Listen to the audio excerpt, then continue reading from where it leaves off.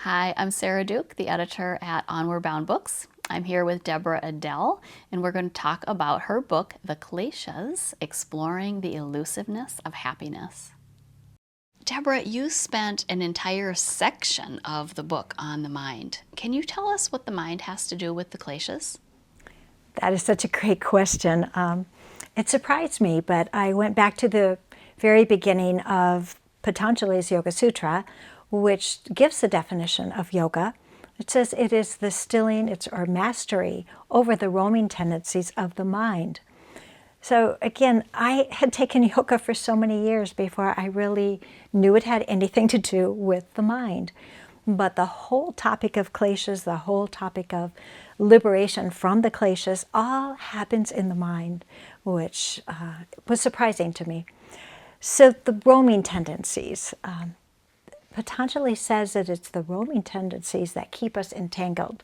And as you can probably guess, what's the mind roaming around? The kleshas. So think about times maybe you've been balancing the checkbook or something and your mind just wanders somewhere. It's whirling around klesha thinking. And it's that keeps us in the bondage because our mind is so enamored with the kleshas, which is not really, that's not what the mind is. The mind is this pure, tranquil essence, and yet it's swirling around these klesha beliefs and narratives. So if you think about a lake, and you are there on a beautiful, calm day, you can see the bottom. The lake is all clear and you can see clearly. You can really see what's at the bottom.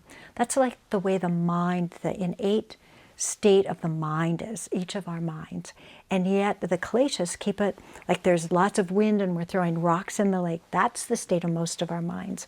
Disturbed, distracted, stupefied, really cloudy, blurry.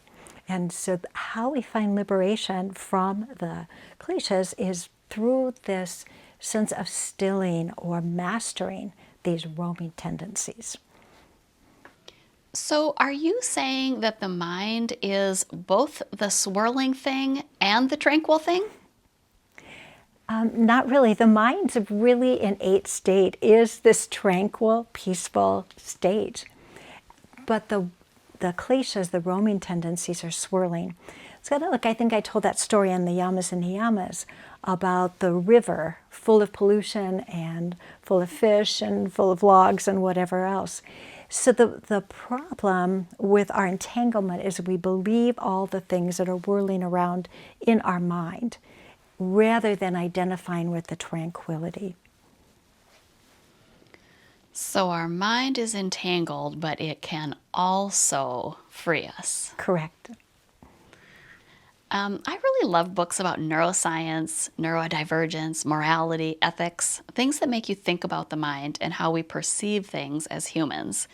Is it just me, or is yoga particularly adept with the topic of the mind? Oh, I love that question.